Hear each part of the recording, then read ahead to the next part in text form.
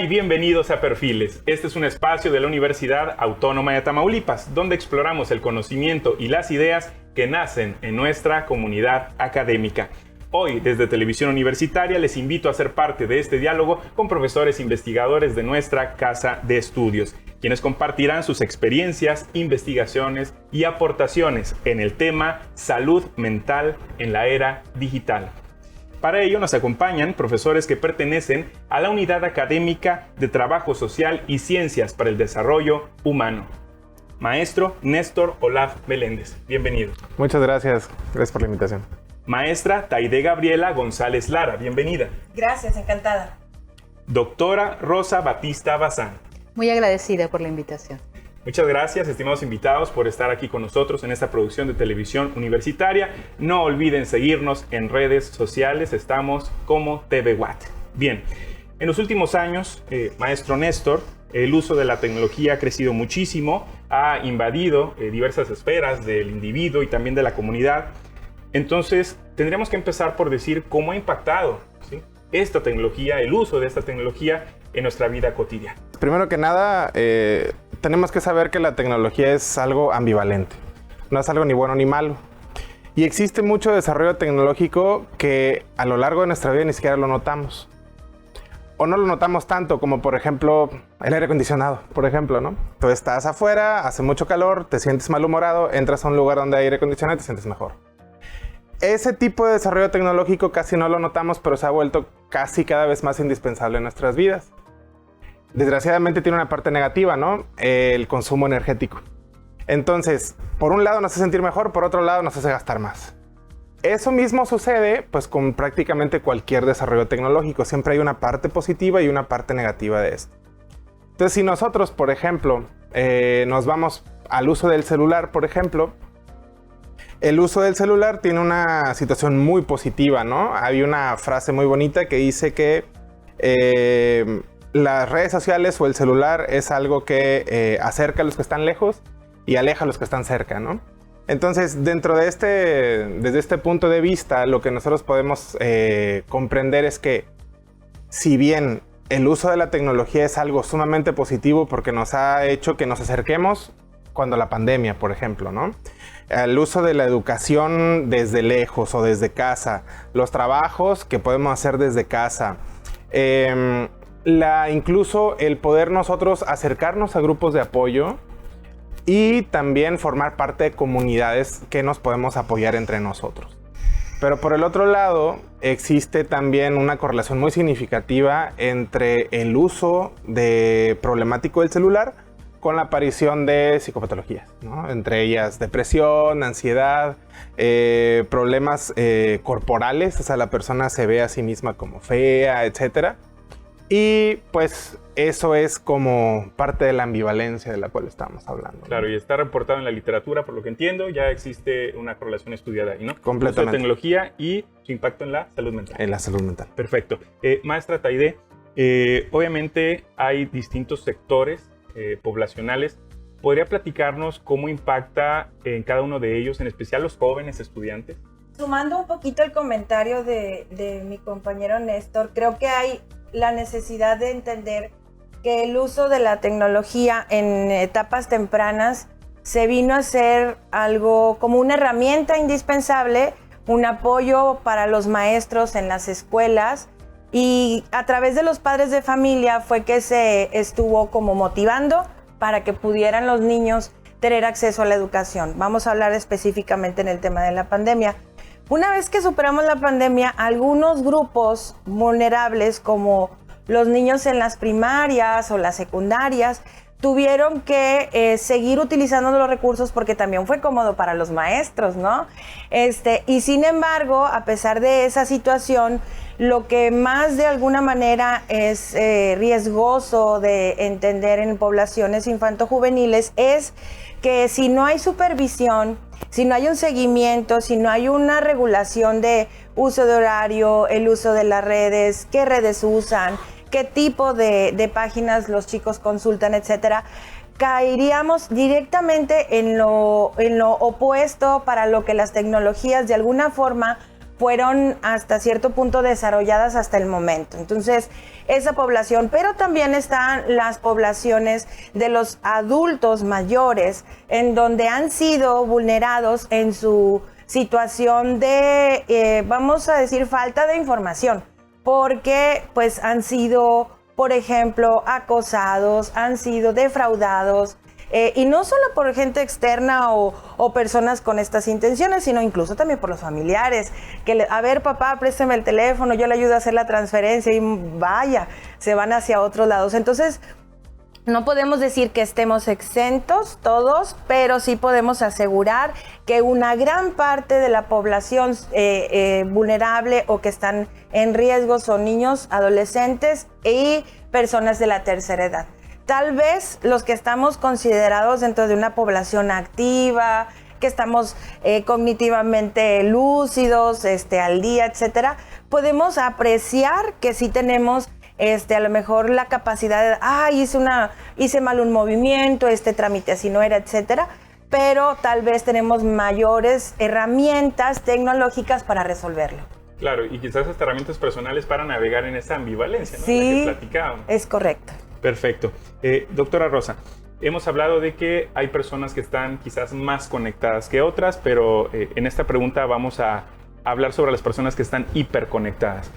¿Cuáles son los principales desafíos para aquellas personas que se sienten quizás abrumadas o no saben que están abrumadas en ese entorno tan conectado? Creo que el principal desafío de la hiperconectividad es que no podemos desconectarnos completamente, ¿verdad? Porque al final de cuentas muchas de nuestras actividades cotidianas se llevan a cabo con apoyo de la red de internet y hacemos uso de aplicaciones, de redes sociales, incluso el trabajo digital que realizamos, que como bien comentaban mis compañeros nos genera muchas comodidades, ¿no? Ahora bien, hay una situación importante en quienes hemos vivido todas las transiciones, que tenemos la oportunidad de conocer, bueno, cómo partimos de un sistema analógico y vamos pasando a la digitalización. Entonces todo ese proceso como que es más fácil de comprender para quienes lo hemos vivido esta evolución, pero para quienes no tienen toda esa conciencia, pues es lo más normal del mundo, ¿no? Ahora, el punto es de que ciertamente estamos hiperconectados, pero no somos conscientes de esa hiperconexión. ¿Por qué? Porque cotidianamente estamos, digamos que traemos el cable todo el tiempo, ¿verdad? Y bueno, aquí lo que sí es importante que destaquemos es que, bueno, a partir de la pandemia, el uso de las tecnologías y sobre todo de los aparatos celulares, laptops, etcétera, tuvo un aumento en su uso dramático, ¿no?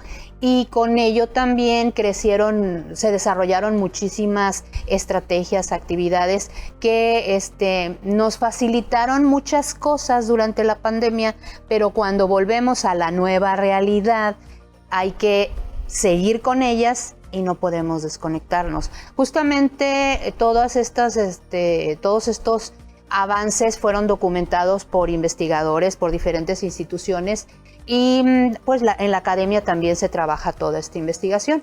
De hecho, la Organización Mundial de la Salud en el 2022 plantea que hay 4 áreas de desafío importantes para proteger la salud mental de las personas que trabajamos tanto conectadas a internet, ¿no?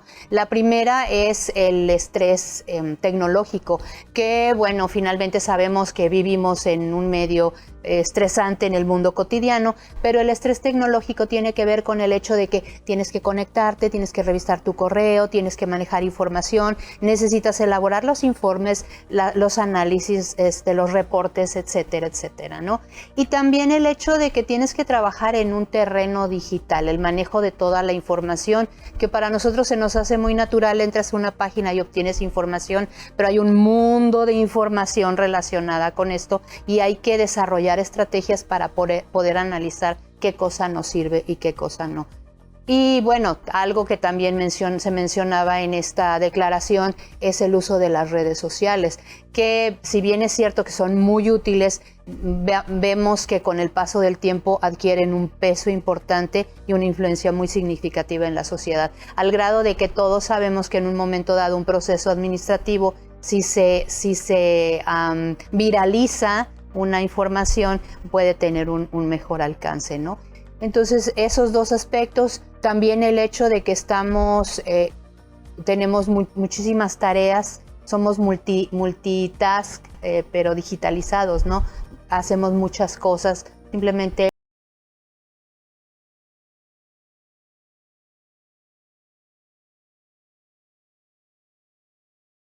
de manera digital. Y bueno, por último, el hecho de que es importante que establezcamos un balance entre nuestra vida en línea y nuestra vida desconectados. Y eso es donde nos está fallando un poco. Claro, somos muy eficientes, eso sí, pero Claro. tiene un impacto, ¿no? Definitivamente. En el estrés. Muy Así bien, es. muchas gracias por sus comentarios. Seguimos en el próximo bloque platicando sobre redes sociales, consumo, política y regulación. No le cambien.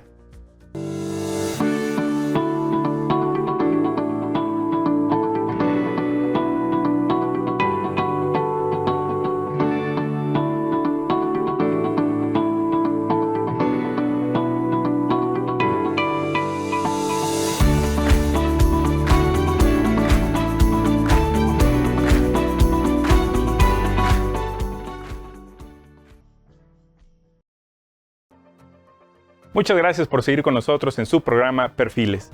Estimado maestro Néstor, ¿cómo influyen las redes sociales en la salud mental de los usuarios? Tendríamos que saber que existen como dos teóricos muy importantes en este aspecto, ¿no? Uno de ellos es Verduin y el otro se llama Huang, ¿no? Lo que nos dicen ellos es lo siguiente, que existen dos tipos de uso de redes sociales, un uso pasivo y un uso activo. El uso pasivo es aquel uso de una persona que solamente agarra su celular, por ejemplo, y está haciendo esto, sin interactuar, viendo únicamente, ¿no? Como si estuvieras en un aparador. Y el otro es el activo, y el activo es aquella persona que postea, que se toma fotos, que sube cosas, que interactúa con otras personas. Y se nota que es el actor pasivo, aquella persona que no interactúa, la que sufre las consecuencias negativas de esto. Entonces, una persona que, supongamos en una red social como TikTok, por ejemplo, donde solamente estás haciendo el acto del scroll o el scrolling, lo que sucede es que, pues prácticamente te estás matando una zonita cerebral muy importante, ¿no? Que es prácticamente la amígdala. ¿Qué sucede aquí? Pues que nosotros, en nuestro afán de no estar aburridos, agarramos nuestro celular y solamente estamos, pues, pudiéramos decirlo, como perdiendo el tiempo. Mientras más tiempo perdamos en esto y menos actividad nosotros tengamos, como por ejemplo para postear, para contestarle a una persona, para poder chatear con otras personas o mensajear, pues se aumenta el riesgo de poder tener algún tipo de problema como ansiedad, como depresión, y últimamente incluso nosotros en la unidad académica yo soy el encargado de hacer el examen psicométrico. Cuando reviso los exámenes psicométricos, estoy notando algo que es como una pequeña historia de terror. Todavía no lo publicamos. Es que todos nuestros aspirantes, obviamente son chicos que vienen de la prepa, tienen 17, 18 años, absolutamente todos presentan ya problemas de memoria. Y es una memoria muy especial que se llama memoria de trabajo, memoria a corto plazo. ¿Es algo que debería tener una persona de arriba de 50 años? Bueno, pues nuestros chavitos de 17 años ya lo están teniendo. ¿Por qué? Porque es esa parte de nuestra atención. Cuando nosotros éramos niños nos aburríamos mucho.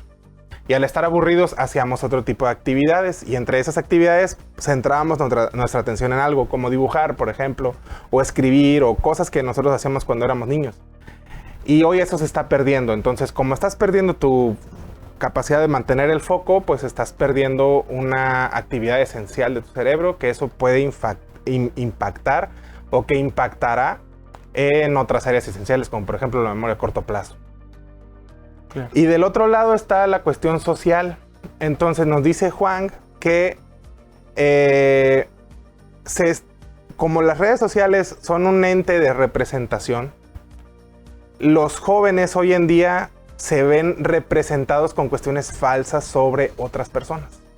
Entonces yo, por ejemplo, me hice profesor porque mi papá era profesor. Yo admiraba a mi padre, entonces yo veía cómo mi padre hacía sus cosas y yo quería ser como él. O alguna persona que se identificaba con un tío, con un primo, con alguien que tenía algún tipo de actividad sobresaliente que el joven en su etapa de adolescente, por ejemplo, podía admirar, o algún profesor en tu escuela, etcétera, alguna figura importante. Hoy en día las figuras importantes son los influencers. ¿Y qué sucede? Pues que un influencer es súper archirrequete recontra millonario. Entonces tú lo que quieres es ser un influencer que viaja por el mundo y que gana millones. Ajá. Cosa que es dificilísima y que es sumamente compleja y que incluso puede llegar a ser falso. Hay muchos casos de influencers que pues obviamente mienten para poder tener más seguidores, etc. Entonces, están las redes sociales generando esas dos cuestiones, ¿no? Por un lado, el uso pasivo nos está generando problemas tanto de una cuestión neuronal como de una cuestión psicopatológica.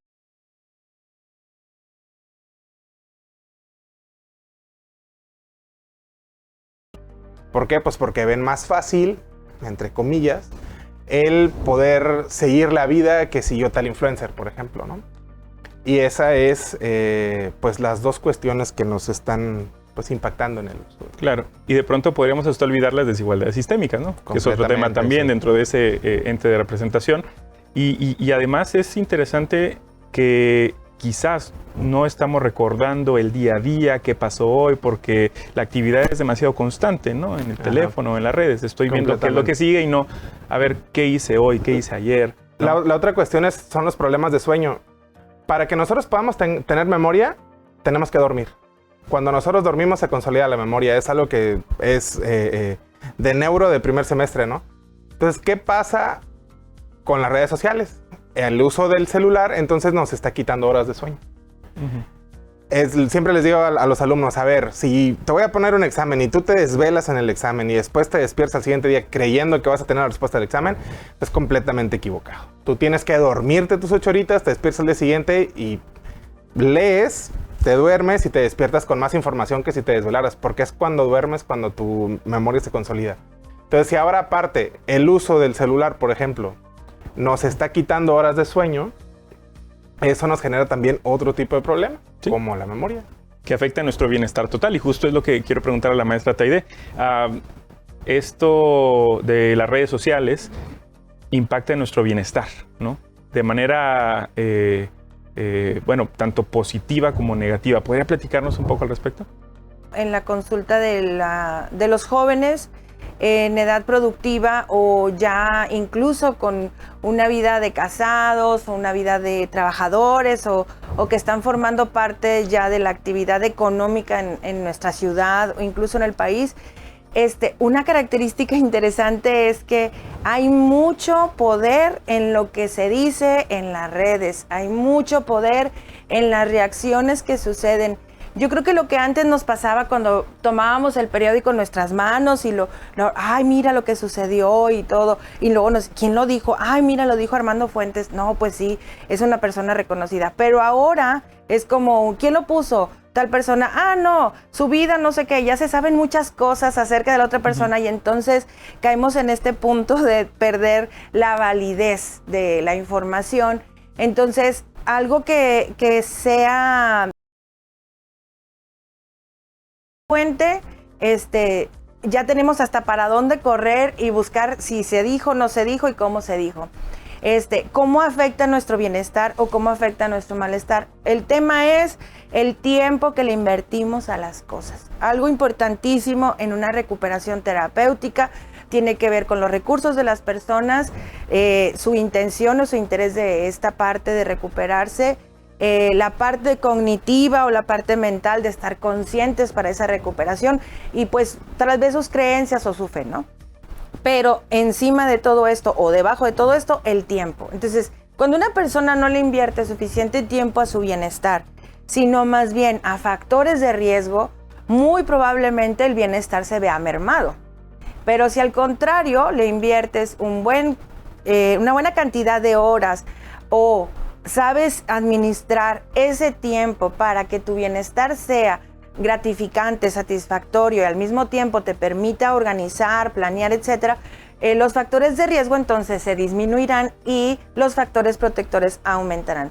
En el incremento de estos factores protectores no solamente está que dejemos el teléfono a un lado, podemos tener el teléfono como una herramienta para escuchar la meditación, para buscar a lo mejor algún podcast de gente que sí sabe lo que está diciendo y cómo lo está diciendo y para qué lo está diciendo. Sobre todo que tengamos la precaución de que sean personas especialistas en su línea y en su rama.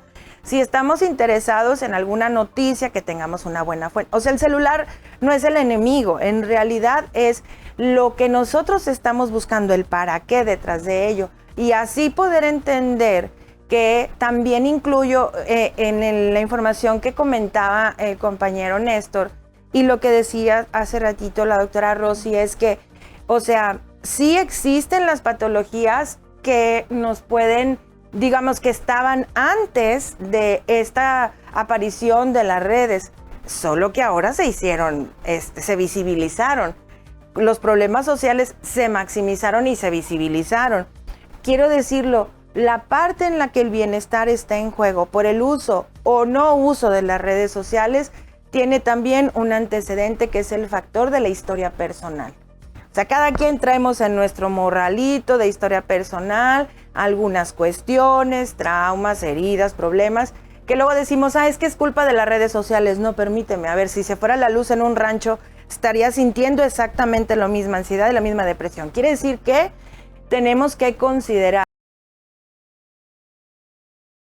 satanizar las tecnologías y también considerar que el bienestar no está dependiente solo de redes sociales o del uso o del abuso. Creo que tiene que ver más con una responsabilidad personal. Claro, con el tiempo, eso es relevante para nuestro auditorio. ¿Cuánto tiempo se le dedica a propiciar los factores los que están frente a los factores de riesgo, los factores de protectores? Ok, correcto. Doctora Rosa, hemos platicado sobre el bienestar personal, individual, y nos encontramos con que tenemos que protegernos de alguna manera. ¿Podría platicarnos alguna de las estrategias que podemos usar para protegernos y si a lo mejor la academia o el gobierno están trayendo alguna política para regular esto? Por una parte se hace referencia a que no hay leyes que regulen el movimiento en Internet, ¿no? Uh-huh. Hay un grupo de personas que afirman que no hay manera, que no se está regulando y bueno, no es totalmente así. Al final de cuentas, el mundo digital es una extensión del mundo real en el que vivimos y las leyes se aplican de igual manera. El detalle son que hay ciertos ajustes donde quedan zonas grises que no se pueden aplicar realmente en su totalidad. Por ejemplo, la ley de telecomunicaciones, ¿verdad? Si bien es cierto que hay una comunicación, no son los mismos factores que inciden en el uso de las redes sociales, por ejemplo, ¿verdad? Pero al final de cuentas, ¿qué es lo que se hace en algunas páginas de Internet, o sobre todo en las redes sociales? Se trata de proteger al usuario. Un ejemplo de las redes sociales es que hay un mínimo de edad para abrir una cuenta, ¿verdad? Pero bueno, sí existe esta medida de las redes sociales de supervisar, pero pues es una casillita que si la marcas, admito que soy mayor de 13 años y todos somos conscientes que hay muchos menores de 13 años que tienen redes sociales, ¿no? Incluso hay bebés que ni siquiera nacen que tienen redes sociales, entonces obviamente los papás abren la cuenta. Entonces, evidentemente sí hay medidas que se toman para proteger a los usuarios, los dichosos avisos de confidencialidad o de privacidad. Sí, protección de los datos. Sí. Protección de datos, ¿verdad? Que sabemos que es una falacia también, porque al final de cuentas nos están llama y llama de las tarjetas, los bancos de información, que al final de cuentas nuestra información es obtenida de diferentes maneras, ¿no? Entonces es un poco complicado porque estas medidas están más que nada sustentadas en la confianza que se le da a la persona y la responsabilidad que la persona tiene al hacer uso de esas estrategias, ¿verdad? Entonces aquí sí es importante que nos concienticemos de las repercusiones que existen tanto a nivel social como a nivel salud en general del uso de la tecnología y más que nada educarnos en ese sentido. Tenemos precisamente la herramienta para obtener la información y lo que necesitamos es pues querer hacerlo, ¿no? Informarnos de cuáles son las repercusiones. A veces es muy complicado tratar de explicarle a una persona que algo que ha hecho desde que tiene uso de razón es perjudicial, ¿verdad? Pero vemos menores, ahorita estábamos hablando, el compañero hablaba de los alumnos de nuevo ingreso que tienen 18, 17 años y que ya están presentando estas peculiaridades, pero tenemos que irnos más atrás porque hay niñitos que tienen 2 años y ya traen un celular en la mano, ¿verdad? Que si bien es cierto, muchas veces están jugando, también se conectan a YouTube, a Internet y tienen acceso a información que no están preparados para manejar y que además si nos vamos a la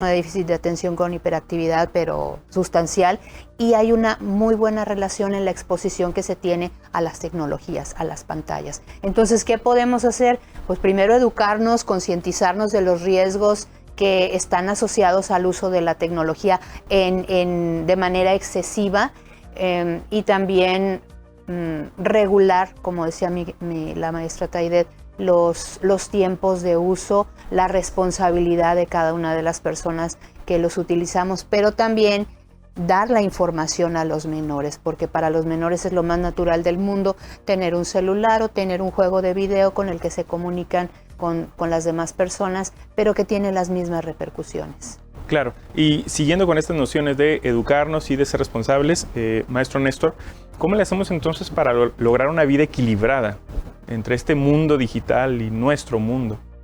Si vamos a nosotros a estar dentro de una red social, participar activamente dentro de la red social, ¿no? Dar nuestra opinión sobre las cosas que estamos viendo, no dejarnos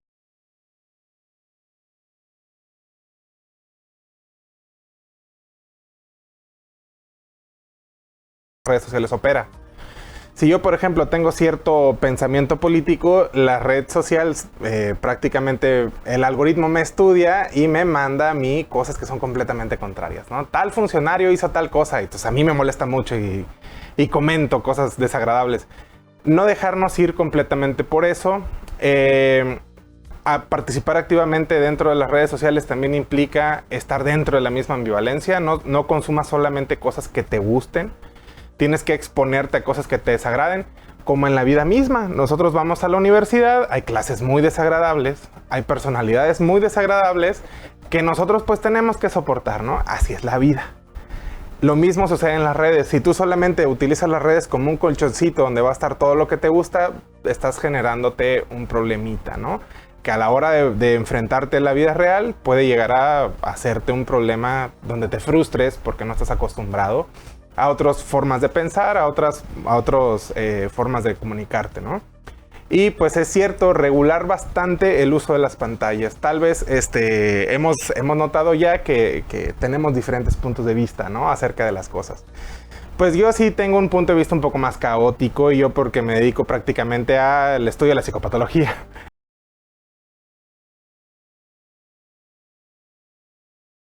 Antes de dormir, ¿no?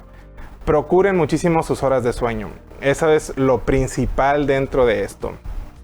Expónganse a puntos de vista completamente contrarios. Y una vez que eso sucede, sean más activos dentro de las redes. No las usen de manera pasiva. Estamos hablando, por ejemplo, de los Reels o todas estas formas, incluso hasta nuevas, donde estamos nosotros solamente scrolleando. No lo hagas tanto. Aprender a conversar, ¿no? Aprender a conversar, aprender a comunicarte dentro de las redes.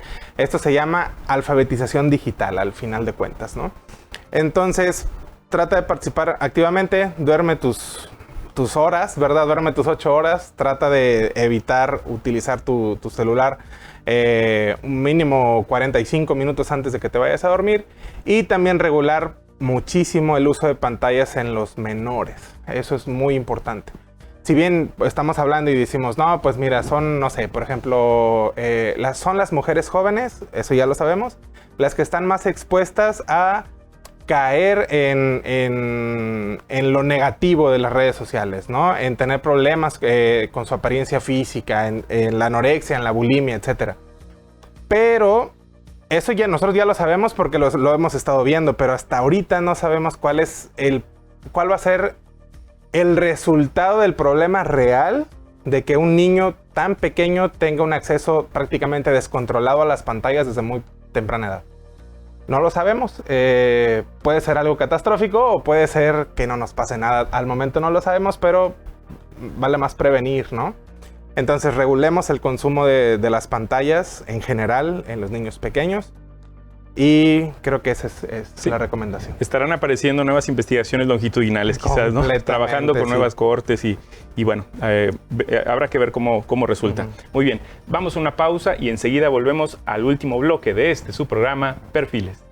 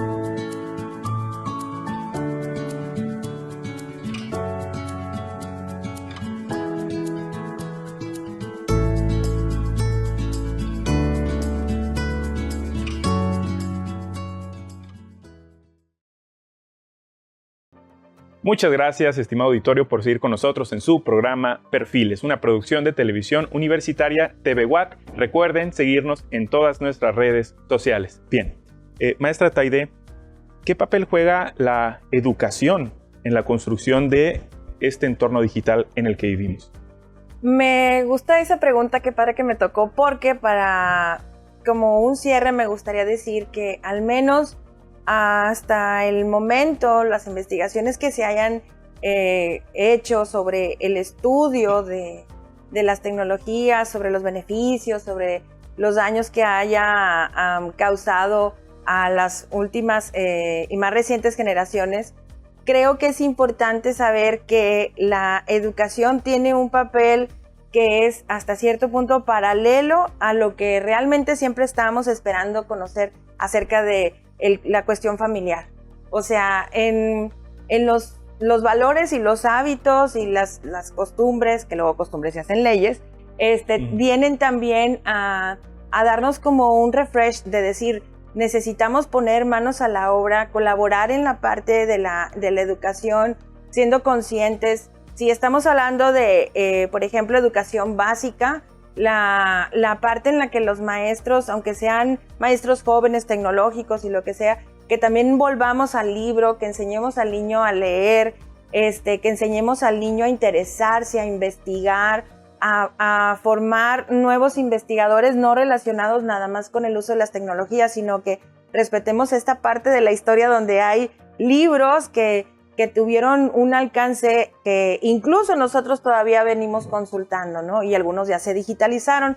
Y en las nuevas generaciones, tal vez los maestros continuar con una formación con base en el interés de formalizar más los conocimientos que los muchachos están demandando en estos tiempos. Y yo creo que los maestros universitarios y los investigadores tenemos también la tarea de no nada más seguirnos educando e investigando, sino aportando, divulgando, porque está muy padre decir que, bueno, entonces la investigación tal y sí, pero, o sea, si vas a hacer parte de un libro, particípalo, explora y sácalo a la luz para que también la comunidad esté atenta a esos cambios que hay. La universidad, por ejemplo, ofrece, yo creo que 3 veces a la semana llegan correos donde nos invitan a que participemos en talleres, en diplomados, en cursos donde nos ofrecen herramientas para conocer y entender y la educación tienen un papel importante y un compromiso muy grande actualmente para no solo las generaciones que estamos trabajando que son en educación superior, sino también para aportar a través de las investigaciones en otras áreas como la educación básica. Correcto. Muy bien, doctora Rosa, para finalizar este bloque y este programa, ¿qué consejos prácticos podría darnos para entablar una comunicación o una presencia más saludable, ¿no?, con nuestro entorno, incluido el digital? Es complicado establecer un balance, ¿verdad? Porque necesitamos estar conectados. Pero sí, enfocarnos a tratar de regular los tiempos, ya lo mencionamos, pero también enfocar ese tiempo que destinamos a conectarnos a que sea cosas realmente necesarias, temas realmente valiosos, buscar fuentes y buscar podcasts o buscar aportadores que nos dejen algo, ¿no? El problema no es el uso de la tecnología, sino cómo la dirigimos, cómo la aplicamos. Eso es muy importante también, el punto de regular el manejo de las tecnologías en personas menores, ¿no? Sobre todo los adolescentes, los menores, están desarrollando sus habilidades. Más allá del desarrollo cognitivo, también la parte social, que es muy importante rescatar.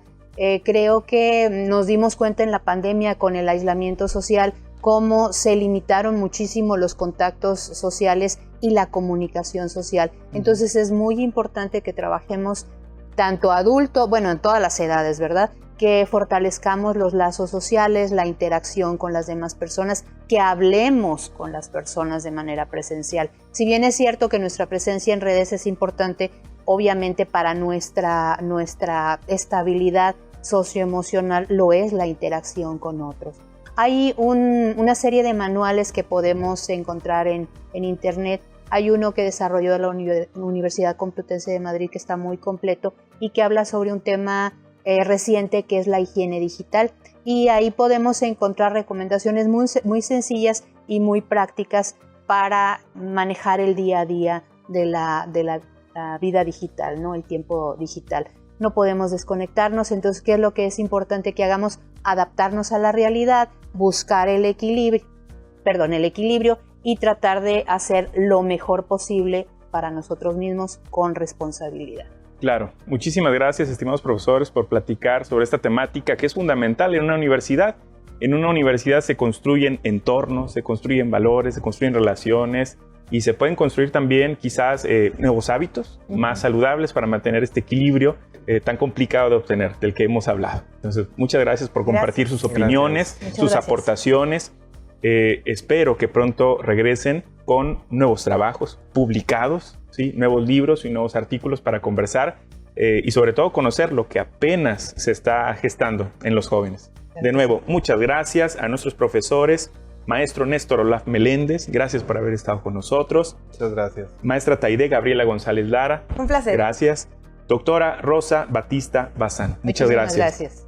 Nuestros profesores de la Unidad Académica de Trabajo Social y Ciencias para el Desarrollo Humano nos acompañaron hoy en este tema de salud mental en la era digital. Gracias por estar con nosotros en este programa de Perfiles, un programa de la Universidad Autónoma de Tamaulipas. Muchas gracias.